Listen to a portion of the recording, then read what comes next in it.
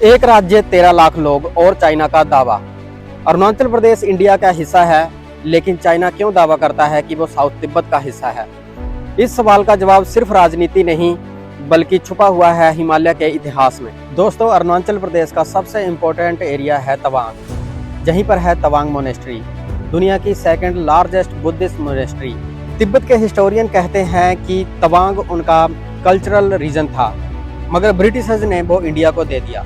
British rule में सन 1914 को Shimla agreement sign हुआ, जिसमें एक बाउंड्री बनाई गई जिसे कहा जाता है मैकमोहन लाइन। दोस्तों, इंडिया के मुताबिक ये समझौता लीगल है और चाइना कहता है कि तिब्बत उस टाइम इंडिपेंडेंट नहीं था, तो ये ट्रीटी भी इलीगल है और मैकमोहन लाइन वैलिड नहीं है।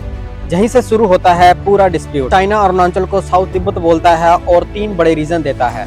तवांग रीजन का रिलेशन तिब्बतियन बुद्धिज्म से है, इसलिए चाइना बोलता है ये हिस्टोरिकली तिब्बतियन रीजन है, मतलब चाइनीज कंट्रोल में। Number 2, Dalai Lama factor. अरुणाचल में 6th दलाई लामा का जन्म हुआ था। दलाई लामा का इन्फ्लुएंस चाइना को पॉलिटिकली थ्रेट लगता है। Number 3, border strategy. चाइना को हिमालय में बफर जोन चाहिए। उनका कहना है सेफ बॉर्डर सेफ तिब्बत। अब बात करेंगे इंडिया का, इस पे क्या कहना है। इंडिया का कहना है कि चाइना का क्लेम हिस्टोरिक इमेजिनेशन है। तिब्बत कभी चाइना का हिस्सा ही नहीं रहा, तो ये क्लेम भी बेबुनियाद है। Legal control since 1947। British time से ही ये इंडिया के एडमिनिस्ट्रेटिव कंट्रोल में था। 1947 के बाद इंडिया ने कंटिन्यूस गवर्नेंस की। People are Indian citizens.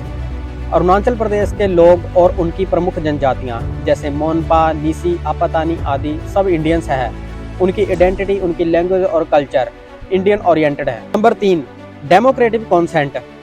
Janata vote करती है, एमपी इलेक्ट होते हैं, इंडियन कॉन्स्टिट्यूशन अप्लाई होता है। अब बात आती है इंडिया चाइना वॉर 1962। चाइना ने अरुणाचल को इन्वेड करके तवांग तक कैप्चर कर लिया था, लेकिन वार के बाद चाइना खुद पीछे हट गया।